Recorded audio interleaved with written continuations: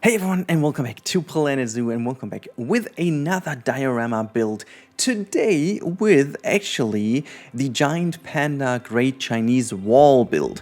I know you guys have voted for something else, but actually I have already done this previously or prior to the little survey I posted on my community wall yesterday. So we're going to build this today. It rather is a very quick one, but I'm very happy with how this turned out. At a certain point I was like, am I missing something or am I not? But I just liked how it turned out to be. And honestly, I also like the fact that this diorama idea seems to be really something you guys fell in love with. So we are going to do some of those, I guess. I really love to explore them. I have at least 3 to 4 more very creative ideas that will go into a different area of these builds. So you will be able to see that in the next coming days. Also, I have to say I like them because the size is relatively, equal and it's plannable, and I have now done something that you guys came up with, so big thanks to those people commenting. Make sure to comment the same way in today's video. If you have something to say, if you've got ideas for another diorama, let me know in the comments down below. Very much appreciated. But you guys also told me to make somewhat of a blueprint so that we always have the same size, and so that's basically what I did at the very beginning. Please let me know in the comments down below if you are interested to have this blueprint so you could build on the same size, and later on you could potentially merge them together.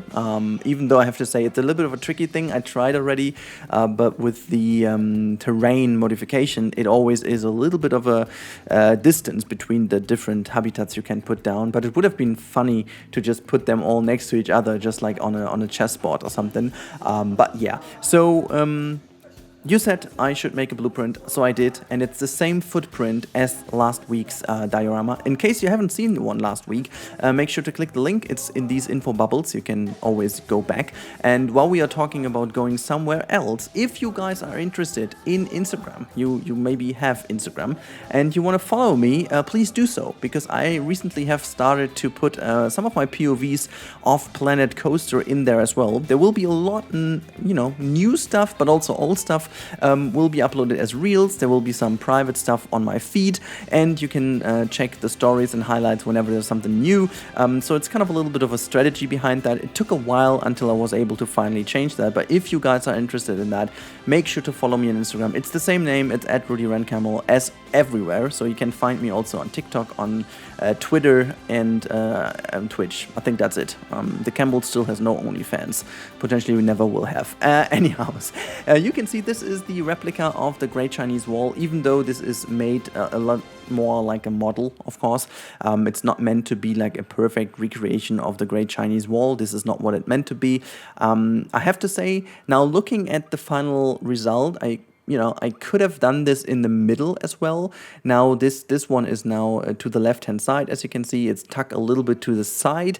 There is a specific reason why I chose to do this. This is equally the entrance to the habitat. So this is where the keepers and so on will drop the animals in. And as in the other habitat we had last week, I want to keep the illusion that this is a fully cut out diorama, so you always need to have the entrance in a hidden place. This is always the same thing. You always need to hide these things that break the illusion somewhere. This is what you have in theme parks, but also in zoos. They try to do that, as much as possible. So if you can hide some of those things that are not meant to be seen by the guest or the viewer, I should say in this case, because it's the diorama is not meant to be for guests. You can put things like that down. The wall is equally, as I said, the entrance. That was the kind of idea behind that. If you want to see this a bit more in detail, as always, in the real-time part at the end of the video, you can see that. Now, let's talk a little bit more about the upcoming stuff here on YouTube. If you guys want to see more of these dioramas, please let me know in the comments down below if this is something that you're really interested in. If there's anything else, let me know. Obviously, in the next couple of weeks, we will see a lot more dinosaurs on the channel, whether it's going to be Jurassic World Evolution 2 or Prehistoric Kingdom. It's a little bit dependent on when those games are going to be released, or I shall say go into the beta, which is what is Prehistoric Kingdom doing next. So this will be there. But since people asked me, I will not stop doing Planet Zoo at all. It's not going to be like with Planet Coaster at a certain point that, you know, this completely vanishes from the channel simply because it's a different game, and it's not like simply Planet Coaster and Planet Zoo are so similar to each other that they kind of were a logical successor to each other. However, of course, the topic is a different one, but it's still a kind of theme park architectural game. On the one hand with coasters and on the other hand with animals, but it's the same philosophy behind that, the same management aspect, the same game, the same engine, everything the same. So it was just like a very much logical successor. And equally, there is not enough difference between those two games other than the engine and the performance. And this is where the critical point is. Planet Coaster is really not giving me that much of a blast anymore, because the performance is just so much worse than in this game, simply because it aged, obviously. And huge parks like Yosemite Valley wouldn't even be possible, not even with my current system in Planet Coaster, simply because the game isn't optimized for that. And this is the main overall reason why I just go back now to do some beautification. Secret info for you guys listening to the video till this point. Me and my brother, we are working on Space Mountain again. Yes, the third time. So you can expect a little bit of a revamp of Space Mountain Mission 2.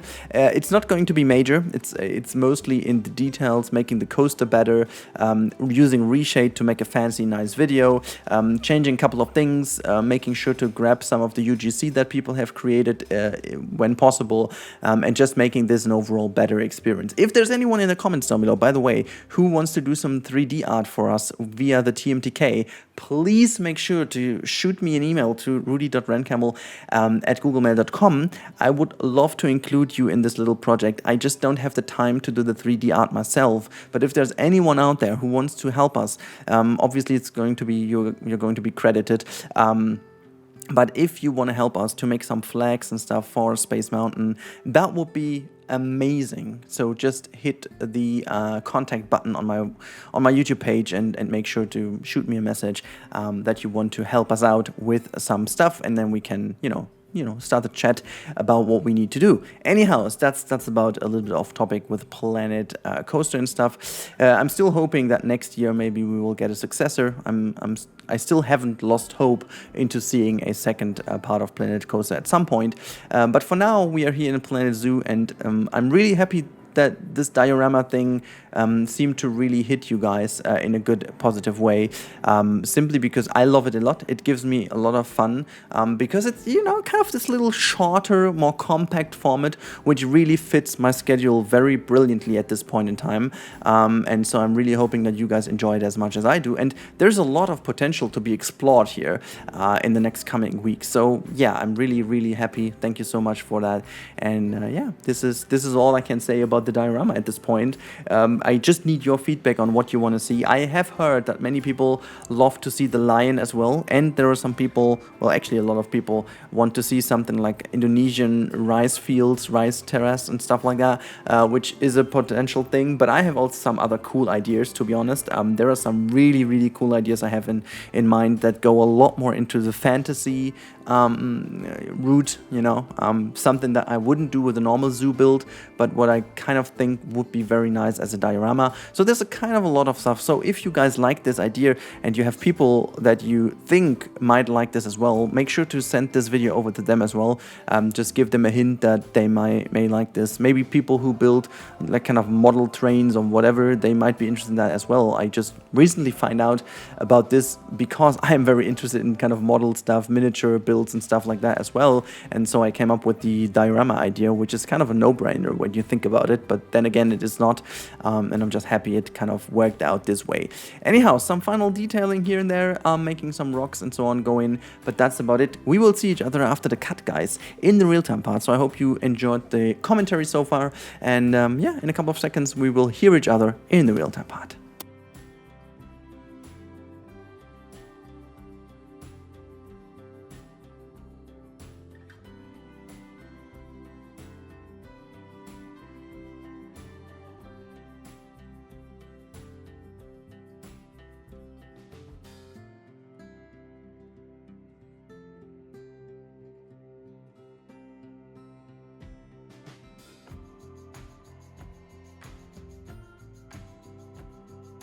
Alrighty, here we are, guys. This is the final version, and again, as last time, I did a little bit of work after the time lapse, so it's, you know, a tiny bit of detailing and stuff like that. And now with the panda roaming around, I think you get a better idea about the size of this build in general. I think it's very interesting to see. And a little detail you may not have seen is this little cave down here, which you can spot from this side as well. So I wanted to have something, you know, a little bit more unique that goes into the idea of the diorama being cut somewhere. So normally you wouldn't see that one, but this is just how it looks, and I'm very happy. I also made this, as I said, this is the blueprint in the background, where you can really spot this diorama in a nice fashion. You can also see they can go on top of the wall, which I think is a good thing as well. This is also, by the way, they have this little column here, pillar, where they can move down, up and down, and then I put I put the drink here so that they can have a little bit of a drink here. And yeah, so this is the diorama. You can then really have a look from above, and you can see this is, you know, always where I hide the stuff in the background. It's not really, you know, it doesn't really break the illusion. A diorama is always meant to be looked at from over here, so this is kind of the nice idea to have, and I'm really happy with how that looks and feels, and just in general with how that turned out. I'm really also convinced that this has a lot more potential in it. I'm not, you know, there are a couple of things I could improve on with the next build.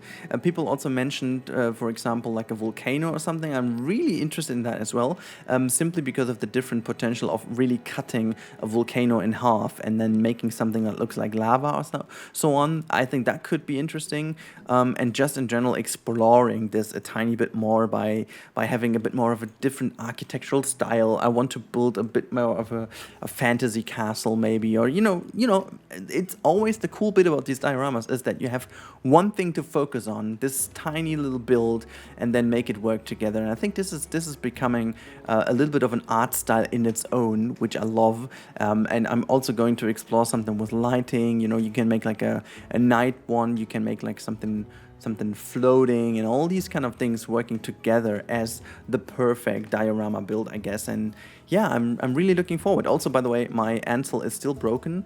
In case anyone has an idea how to solve that issue. Oh, this is the tilt works, but this is nothing I wanted to do. I wanted to show you real quick the where is it?